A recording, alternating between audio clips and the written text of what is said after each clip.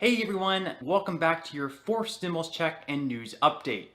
In today's update, so even though the $300 federal plus up in unemployment benefits will be coming to an end in just 1 week from today, many other benefits will continue to stick around. These include, of course, the advanced enhanced child tax credit payments that have been for either $250 or $300 per child.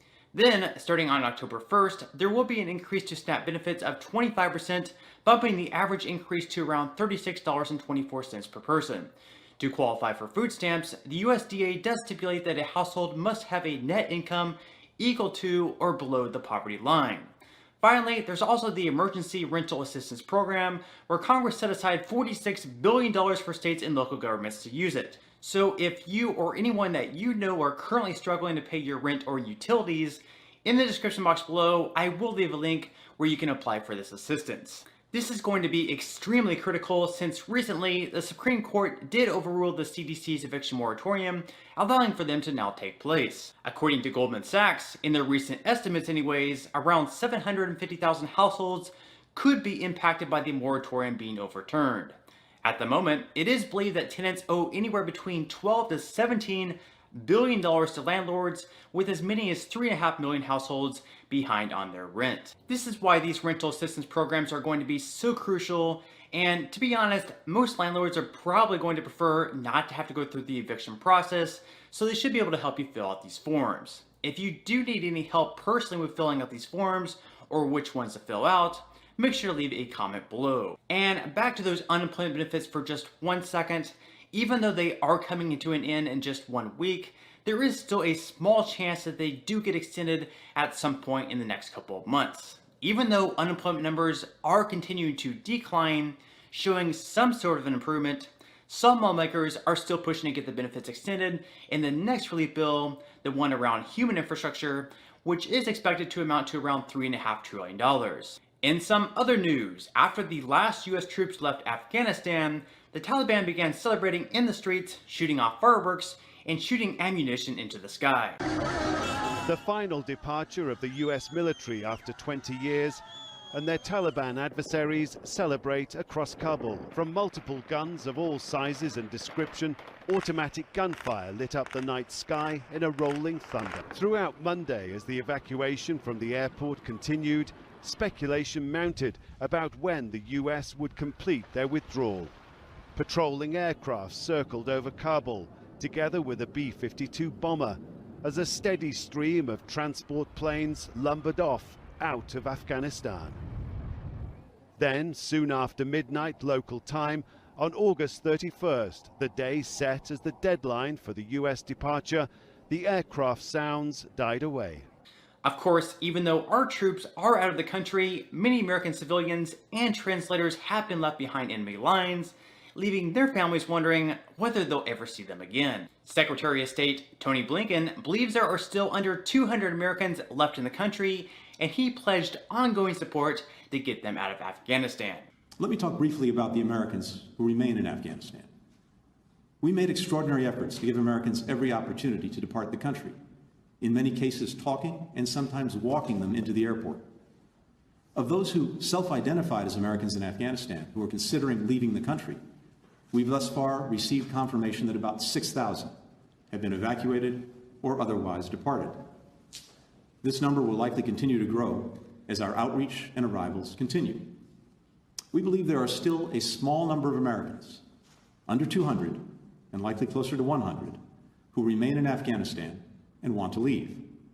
We're trying to determine exactly how many. We're going through manifests and calling and texting through our lists, and we'll have more details to share as soon as possible. Part of the challenge with fixing a precise number is that there are longtime residents of Afghanistan who have American passports and who are trying to determine whether or not they wanted to leave. Many are dual citizen Americans with deep roots and extended families in Afghanistan who've resided there for many years. For many, it's a painful choice. Our commitment to them and to all Americans in Afghanistan and everywhere in the world continues. The protection and welfare of Americans abroad remains the State Department's most vital and enduring mission.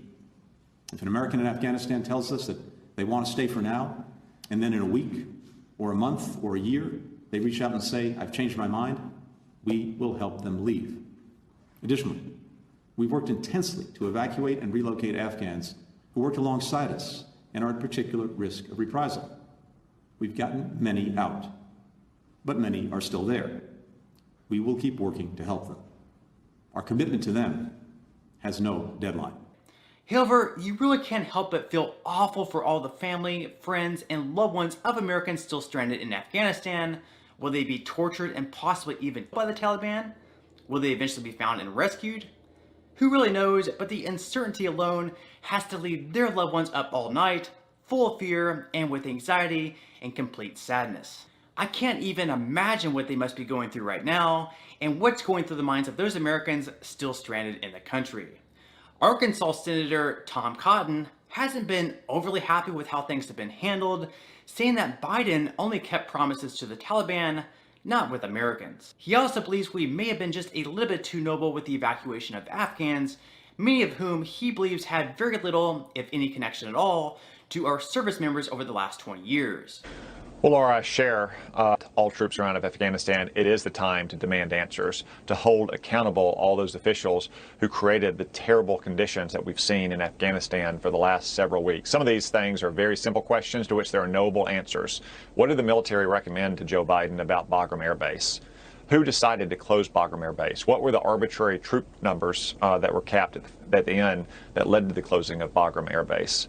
There's a lot of very simple but very critical questions to be asked, and the answers are knowable. They're sitting on a piece of paper somewhere in the Pentagon and the White House, and it's time for Congress to demand those answers in the weeks ahead. It's also time, as you say, to ensure that we are conducting rigorous oversight of the resettlement of refugees in this country. Look, we all want to protect and welcome those Afghans who served alongside American service members. We've heard from so many people in my office, service members and veterans, who vouch personally for their translator or their interpreter. But we evacuated more than 125,000 Afghans at last count. Many of these had very little, if any, connection to our service members over the last 20 years. Look, I'm glad they're out of the Taliban's grips, but they have to qualify under American law before we admit them into this country. They cannot be a threat to this country. And like the Trump administration kept many Syrian refugees in Jordan, leveraging our relationship there, that's probably what we're going to need to do with most of the Afghan refugees who are in places like Qatar or Turkey or Albania or other countries. I'm glad that they're out of the Taliban's grip, but it's not our responsibility to welcome every single one to the country if they did not contribute directly to our military forces there over the last 20 years. Right. Well, we keep hearing things about Afghanis who are at risk need to be out of the country. Well, that's millions of people. That's not 120,000 people. We're talking several hundred thousand or millions of people. And again, everyone feels terrible for everyone suffering around the globe, but there are laws in place, and Congress has a responsibility to make sure the laws are either changed, that refugee caps are lifted, and pretty much anyone can come here and live here if they're Afghani and they don't want to be there. That law has to be written, passed by Congress. They have to live with it in the next campaign, and Biden has to sign it into law. Do you agree? Yeah, Laura, part of our oversight will be looking backwards at the failures that created these conditions in Afghanistan, but are welcome to our country. But again, more than 125,000 Afghans were evacuated out of Afghanistan. They're in places that may not have America's standard of living, but at least they're safe from the Taliban. That doesn't mean that we have to bring every single one to America. Well, one of them is already, the Washington Times reporting on one Afghan who was convicted and deported and then made it back to America on one of the evacuation flights. Again, I just don't trust these people to vet people properly or to handle this properly. There has to be rigorous oversight. With that said, do you believe that fully evacuating before getting every single American withdrawn from the country was the right move?